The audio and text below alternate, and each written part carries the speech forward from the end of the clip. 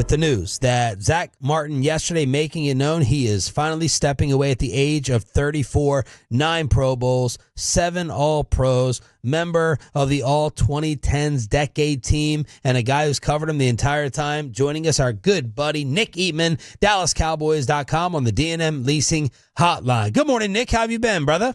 I'm doing great, guys. How you guys doing? Doing pretty well. Where were you and what were you thinking in that moment when the announcement was made that it was Martin over Manziel? I can't remember exactly where my office was at that time or where I was located, but I know I was thinking, thank the Lord, because nobody here wanted anything. Well, I say nobody. I guess the Texas A&M fans that like Johnny Manziel and appreciate what he did would have been excited. But I mean, I know I didn't want that, and I thought they had a quarterback. That's my thing. When you have a quarterback already, why draft one in the first round? So that was kind of my thought there. But if I remember correctly, they had 4 defensive players that they really wanted, and they all got wiped out. So that's where they kind of landed was with Zack Martin. But as long as it wasn't Johnny, I was just fine with that. How are you summarizing his career? Well, he's the second best offensive lineman in the Cowboys history as far as, and I hate saying it like that, on a day like this where we're talking about it. But I mean, if you're a little bit behind Larry Allen, I think that's okay. Because I think Larry Allen's the greatest guard of all time. Zack Martin, I think, is just right there. I mean, this might be one of those rare cases when you say 1A, 1B, because he's right there. They didn't have the same success, obviously, as Larry's team did. He didn't bench press 700 pounds in the offseason and all that. But I think as far as being, at the elite player and top of his game from day one, and that's something that not many players have ever done. Has come in the door on day one and been as dominant as he has. That stat that he has as many holding penalties as all pros is just ridiculous. 7 each. That's the defining moment, and that's why I think whoever stands up and gives the speech for him for the Hall of Fame, it should be really quick. Hey, Zack Martin, 7. See you later. Do you trust the Hall of Fame voters though?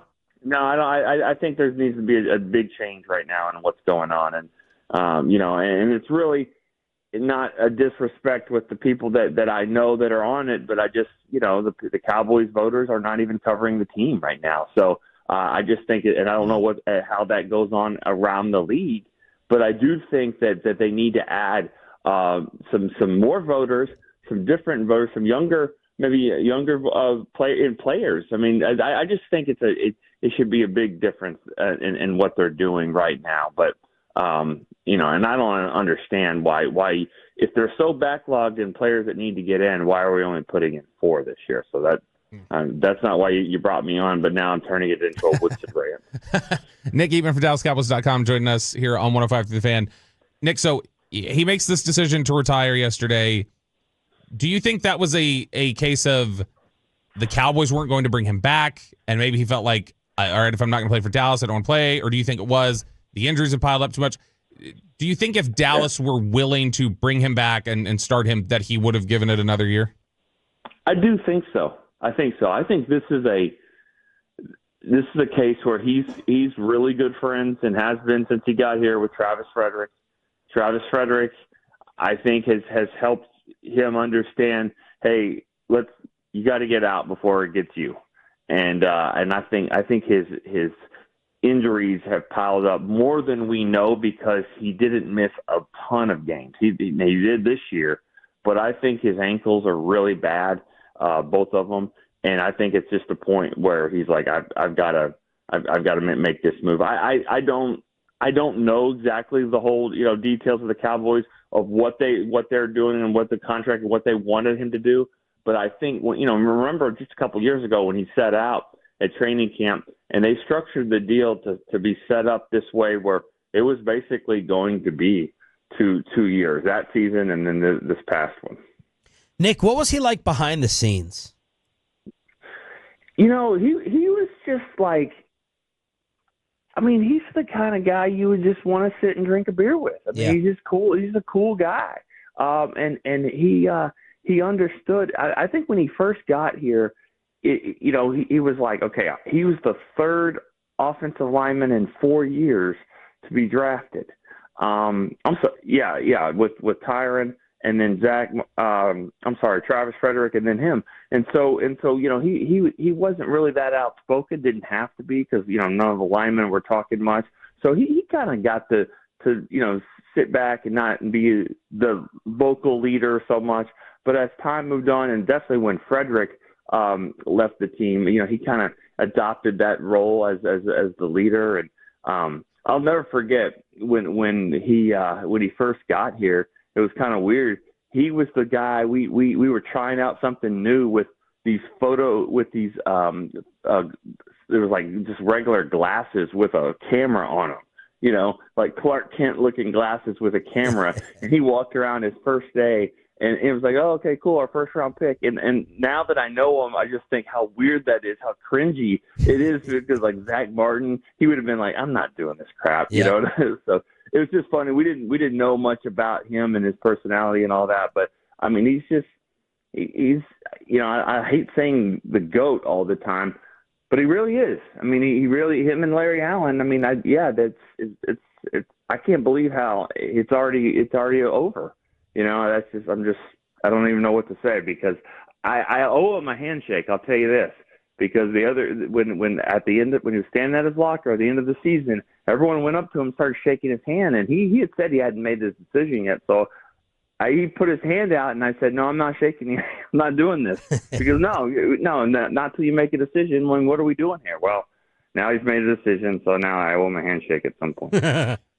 You've taken one in the first round now because of this. But does this change your draft strategy? Yeah, I was already there. Like I was already that was one of those spots where I would look to take that. I just think you get great value when you're taking a guard / tackle. Depends on what it is. And I think what I loved about that pick was that they didn't waste any time. Like I think a lot of players you've seen over the years where they're so big and strong, they're 6'5", 330, they have to be tackle, right? If we're taking them top 5, they have to be a tackle. And turns out they're really more of a guard. You just had to get to that second contract to get that. I think the Becton from the Eagles is a good example of that. Leonard Davis way back in the day, Robert Gallery. Sometimes you draft these guys, but really they are guards.